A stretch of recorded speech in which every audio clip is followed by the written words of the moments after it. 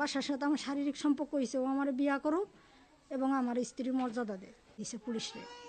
পরে পুলিশ বলছে যে এই মেয়ের উদ্ধার করে থানায় দিয়ে যান, আপনারা কি একটা লোকও নাই এলাকায়, এরে উদ্ধার করে থানায় দেন।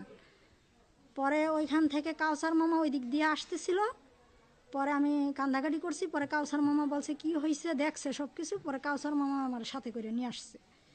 নিয়ে আসার পরে পরে চকিদারের কাছে দিছে। কাউসার মামা থানায় ফোন দিছে, থানায় বলছে ঠিক আছে এখন তো অনেক রাত হয়ে যাইতেছে, তা যদি সম্ভব হয় নিয়ে আসেন। পরে আমরা যাই দেখি যে নৌকা টোকা বন্ধ, ওই পাশে যাইতে পারিনি। পরে কয় চকিদারের হেফাজতে দিয়ে দেন, ওইখানে থাকুক, সকালবেলা নিয়ে আসেন।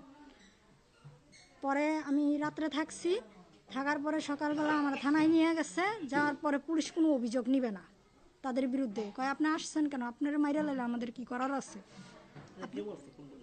এটা থানার পুলিশ বলছে। আমি গেছিলাম এবং চকিদার আমার সাথে গেছিল, মুলাদি থানার পুলিশ,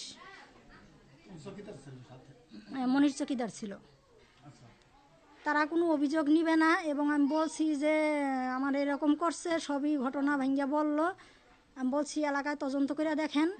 তো পুলিশ বলতেছে আপনার এখানে কোনো অভিযোগই হবে না, আপনার অভিযোগ দিতে হইলে আবার আপনার ঘুরে আপনার ওই যেইখানে প্রথম অভিযোগ দিতে গেছিলেন সেই থানায় যা অভিযোগ দেন, নাহলে আপনি ডাইরেক্ট কোর্টে যান গা, আমরা অভিযোগ নিব না। পরে আমি মনে করেন ওইখান থেকে থানা থেকে বেরোয়